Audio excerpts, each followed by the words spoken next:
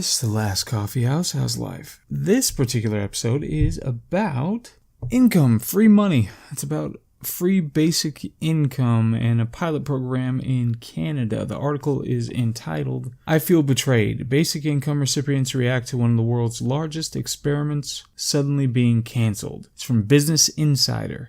Okay, so the article, and it is about, they had this program rolled out to 4,000 residents in July of 2017. The new government led by Doug Ford canceled the program. Gasp. Now, the program was actually for people who are at or near the poverty line. They gave them a stipend, and it was for citizens who were under $26,000. The program was supposed to go on for 3 years. Apparently, some other countries have tried similar pilot programs in Kenya and Finland. Now, they said for this particular program in Canada, they said the purpose was to get enough data to be able to provide to sociologists so they can get some kind of idea as whether this works and what kind of benefit it creates for people who are on the program and for society at large. Obviously, you want to know your investment's going to work. Unless you're the government, then who knows if they actually want to know that. Which is an excellent posture to have when it comes to this kind of a program. Just giving free money to people who seemingly need it. So it's a great posture to do it specifically to gather enough data to determine whether it's actually a good program or not. Now, I'm guessing, given the amount of left-wing politics that are vitiating our educational institutions, I'm guessing they're going to be more inclined, whatever sociologist you give to, is likely going to be more inclined to approve of the program and say it's doing wonderfully, but hopefully they can sidestep that bias and be able to objectively analyze the program and see how much it works. But this one in particular was ended 2 years in advance. It cost $150 million, and I don't have the slightest clue whether that's a lot or a little or what that means relative to the rest of the budget for the Canadians. So, alright. 4,000 people cost $150 million. That seems pretty steep. And you wonder, 4,000 out of several million? Well, I guess you have to say how many people are actually in poverty and would be under that income threshold, but whatever the case. This is a quote. When you're encouraging people to accept money without strings attached, it really doesn't send the message that I think our ministry and our government wants to send. This from Lisa MacLeod, the Ontario's Minister of Children, Community and Social Services. She also says, we want to get people back on track and be productive members of society where that's possible. Okay, so this is apparently a rationale for having ended the program. It sounds pretty reasonable to me. And you wonder about, one thing that occurred to me was something about the psychological ramifications of getting handouts versus earning. Now, I think 2/3, it might be later in my notes, but I think something like 2/3 were actually working. They were underemployed, they worked part-time or whatever else, but they didn't specify anything else about the circumstances of the people who were part of this program. So you wonder what the psychological ramifications that people are not going to be able to assess effectively, in their little tiny 8 brains, to determine how people will react and what kinds of things it's going to do to their psyche, when it comes to depression. And it seems like as we get further down here, and I'm talking about like self-agency, being industrious and getting rewarded for it and that sort of thing. You wonder what kind of psychological ramifications that's going to have long term if you take that away from people. And it's not like the poverty-stricken are the permanently poverty-stricken. People move in and out of that category. So you wonder what this does for that. Anyway, quote, I am so angry right now, I am shaking. End quote. This was Scott Santens, a prominent advocate of apparently universal basic income. Quote, can you imagine a politician pulling the plug on a vaccine that was dramatically reducing cancer so much that it's already arguably unethical to not immediately expand it to everyone? Question mark, end quote. What the hell are you talking about? So number one, they didn't have the data to determine this was actually helping anybody. Number two, you don't have the slightest clue what kind of impact this is going to have on the people themselves or on society at large. And number three, expand it to everyone? Are you serious? Just mathematically, they had 4,000 people cost them $150 million and they couldn't swing that. So are you really serious? Expand it to everyone? It's unethical to not expand it to everyone? Just give everybody free money? What are you talking about? And it's not especially compelling. I know Sam Harris, and he's had guests on that talk about UBE as a virtuous thing in kind of our post I don't know, post-capitalist world wherein we don't need the incentive structure to be able to get people motivated, and that they're just not going to have jobs because robots going to take over and all that stuff. I don't buy most of that narrative. I don't know enough to be able to definitively crush the idea of UBE or anything like that, but it doesn't sound right to me in any stretch of the imagination. So another part of the article says some people involved in the project who said they had mental health issues told Business Insider they relied on the money for items like food and winter coats. It also served as a financial runway to search for jobs, they said. Okay, this is what concerns. So it seems like there's an overrepresentation of people with psychological disabilities and other sorts of disabilities. I looked it up. Canada does have a social security system. They do have a disability kind of thing. I work a lot with the social security system here in the United States. So I know, it's it's a whole thing, but the point is, like, we have systems for people who are incapable of holding long-term 40-hour week, 8-hour day kind of employment. We have programs for that. So this particular person said that the people, like, they said they needed the money, they relied on it for items like food and winter coats. As if, if they are part of the 2/3 who are working, they're cutting out their food and winter coats from the whatever their earnings are, their income. And then whoever's not working, they don't have any programs related to food and winter coats. I know here, at least, we have tons of programs that provide free food and winter coats. So I don't know why they would need the cold hard cash. And that's one of the concerns, because it's like, you hand over the money, it could be used for anything, and you wonder how effectively somebody who happens to be poverty-stricken is going to use those funds. One of the few things that you can be relatively sure of when it comes to people who are in poverty is that they're not particularly good with money. So, sorry if that sounds callous, but that's one of the few things that you should be relatively sure of. And you have this certain pot, these resources, and you just wonder who is better to handle those resources? Who's going to make better use of those that's going to benefit society in general? Quote, it's just a lot of anger and disillusionment at the Ontario government right now, end quote. That's what somebody said. Okay. I mean, it's one thing. So if they're just disillusioned that there was the pilot program was supposed to run for 3 years, but was only running for 1, it's like a breach of contract. I kind of get that. But if it's just a matter of I'm not getting my money anymore, then that's another question. For Baltzer, who said she had been diagnosed with bipolar disorder, again, overrepresented in this population, I'm sure, the stipend was the difference between having enough money to live on every month and struggling to get by on the Ontario government's disability support program. So it simply wasn't enough free money. She's already getting the disability support stuff. With the other, then that was sufficient. It doesn't break down her income and expenses to demonstrate that this was the difference. But why shouldn't it be that careful and direct and detail-oriented? Why shouldn't it break down, okay, these are all the ways that you spent your money, and these are the things you shouldn't have been spending your money on. These are you shouldn't go to McDonald's twice a day. You should go to the grocery store and buy some real food so that it doesn't exacerbate your mental illness, etc., etc. We're in such a weird situation. I mean, there is some threshold where you say, okay, well, these certain people are simply incapable of holding employment, and that's why we have disability. But this is trying to expand it to people who are relatively functional. Like I said, 2/3 had some kind of employment, and I don't know what that, it doesn't break down the kinds of jobs they had or how much they worked or anything like that. But this is expanding it to another part of the population who could just be lazy, It's like, how much do we want to subsidize people being lazy? And rather than create an incentive program, something that incentivizes them not being lazy, it's something that incentivizes them to be lazy, because the more they make, the less free money they get. So if they start working more hours, then that just sucks away. And this happens in the social security system all the time. They have all these certain thresholds for earnings, and there's no incentive for somebody to try to work. It just takes the money away from them they were getting for free. So why work? Why work full time? Why go to a job where you have to worry about keeping it, rather than just holding on to the free money that you're getting every month? So anyway, quote, it showed me what it's like to live with dignity and freedom, end quote.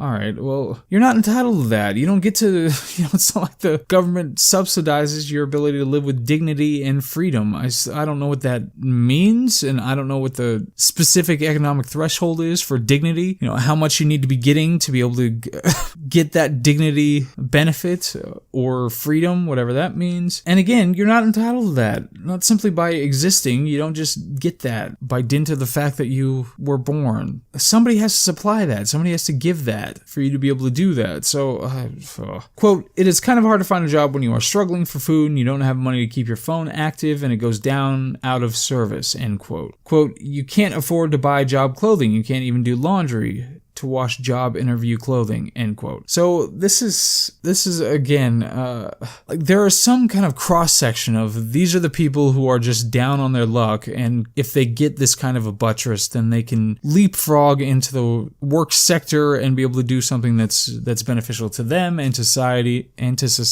And great, fine, I still don't think we should be subsidizing this a whole bunch, and if we are, it should be in a very controlled environment wherein you have specific either private or government supported programs that help with specific activities. Like here, I'm going to keep saying this, but here we have specific organizations that have programs that are to clothe people specifically for job interviews and help them when it comes to navigating the workforce and getting through the interview and all that sort of stuff. So I don't know. I mean, they say this sort of thing, but who knows? Again, the one thing that you can know about poverty-stricken people is that they're not likely to be great with money not likely to have very high IQs. So if that's the case, then is it really worth it to be spending a whole bunch of resources on them? Especially just blank check kinds of resources as opposed to specific kinds of resources like food or medical care or whatever else? I don't know. And what we have here is a bunch of self-reporting. It's like we need much more involved kinds of analysis here of all the different kinds of factors that could come into it, and the way that people use the money, the way that people think about it and respond to it, and the kinds of jobs they look for, and the kinds of jobs they're capable of, and the kinds of jobs that would hire people who are specifically in this kind of bracket of society, and whether we're targeting those kinds of jobs specifically.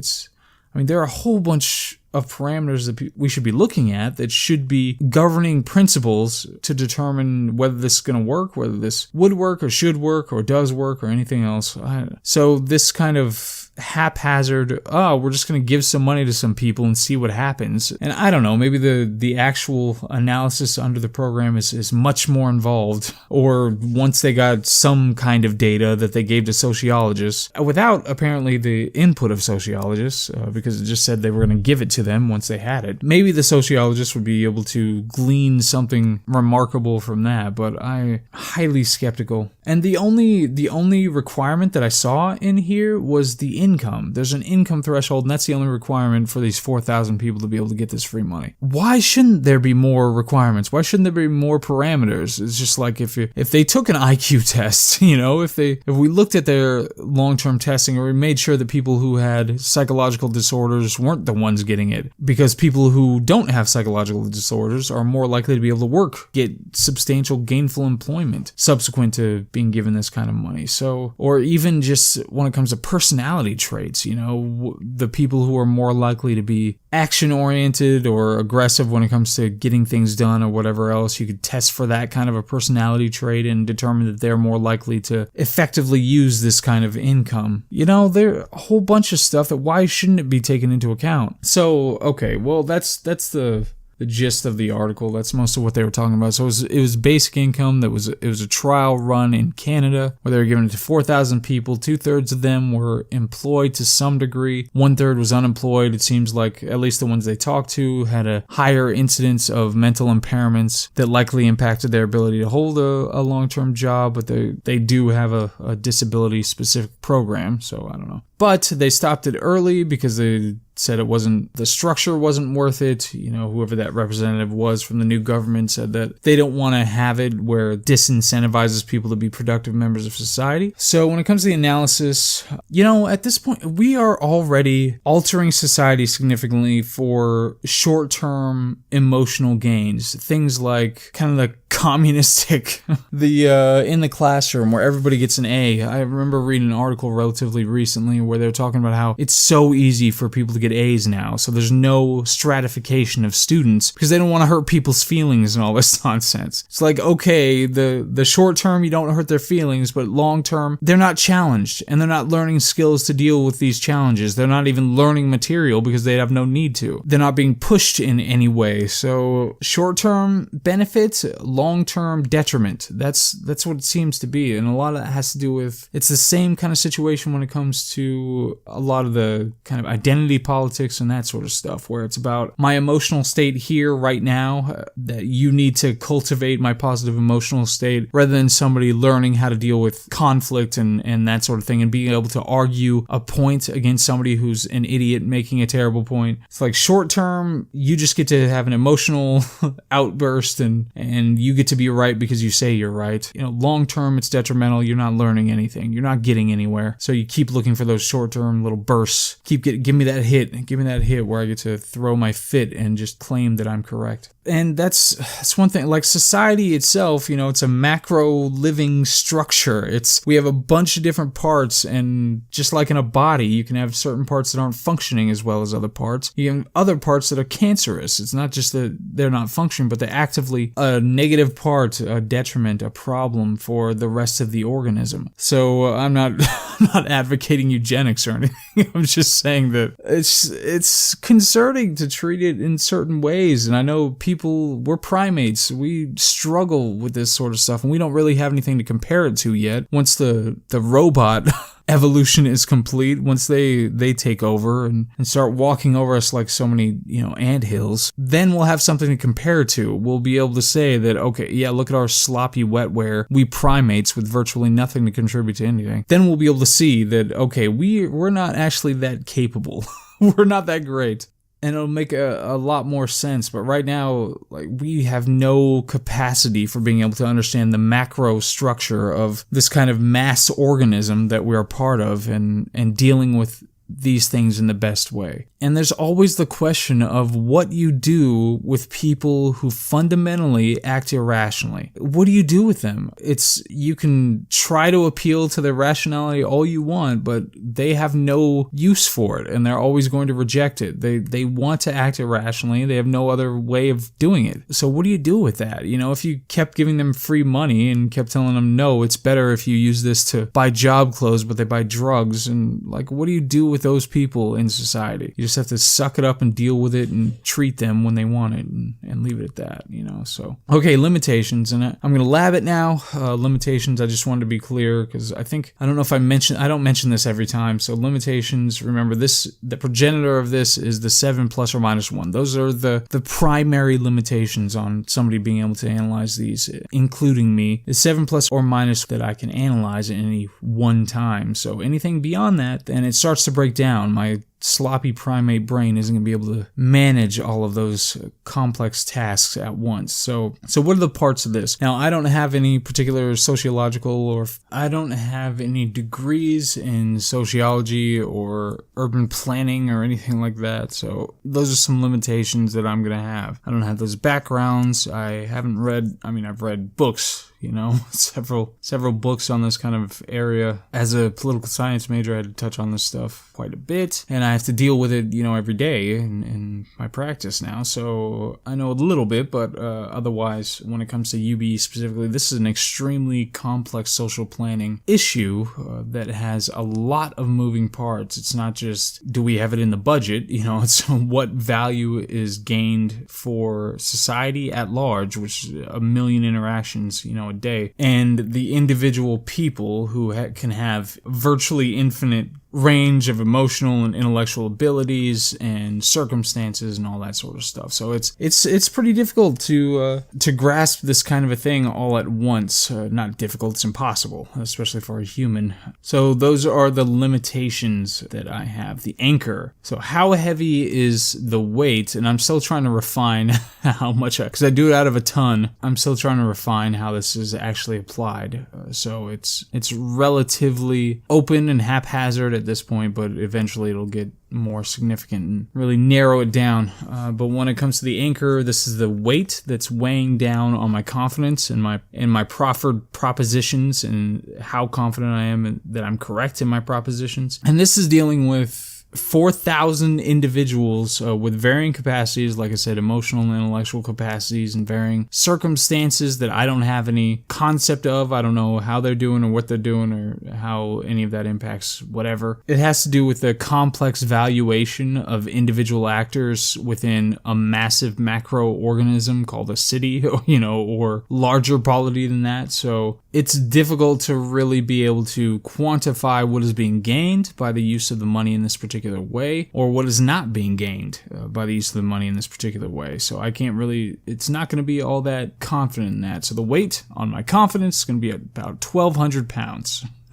So significant weight, it's more than half, but it's not, it's not maxed out or anything like that, because there are certain aspects of it that I can grasp and I think legitimately criticize, which has to do with the changing of incentive structures in society. Okay, bias. I grew up with very little. I have much more now, so that change could bias me in that I think that it's agency, that people can just pull themselves out of this kind of thing and not attribute it to my, whatever luck that occurred along the way and happenstance, that I happen to be relatively smarter than most of the people that I came up with and all that sort of thing. So, and now I'm having to do a lot more of my own business development, so it's kind of looming large in my brain, so that could be affecting me and making me biased when it comes to whether we should be helping people or forcing them to do their own, pull themselves up by the bootstraps kind of thing.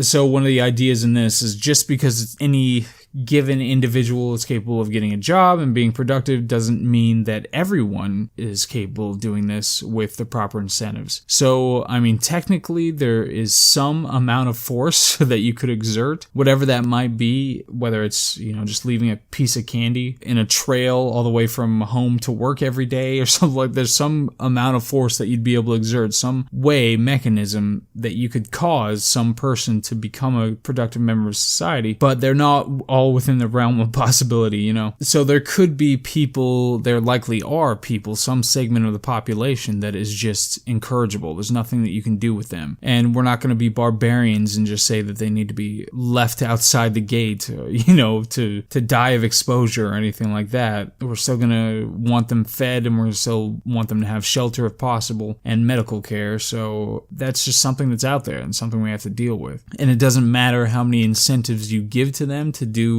otherwise, other than just being, a waste of space or whatever else. There's no way that they can do that. They're just internally, they're incapable of doing that. So that's a distinct possibility, and it's something that I could be biased against. I just want to think that everybody, given the proper circumstances, can create at least the fiction of agency that makes them productive and moral and everything else. But it might not be the case. And overall, who knows? When you put all the stuff together, all the pieces together, it's possible they could create more value than it actually costs. If it costs $150 million to pay 4,000 people and you do that over 3 years, who knows? Maybe they actually turn out to create more value. Maybe they are happier and productive members of society, and then they don't engage in criminal activity, or their mental impairments are more stable, or whatever else. Who knows? So it's a possibility. Extremely skeptical, but it's a possibility. So that was bias, and that was labbing, and now we're kind of at the end. And I like leaving it on being skeptical of my positions because, as I've said before, I think the number one problem with human beings, with we primates, we happy few, the number one problem is that we're freaking idiots and we can't actually grasp that much information at one time. And we think that we can grasp a hell of a lot more than we actually can. So if any person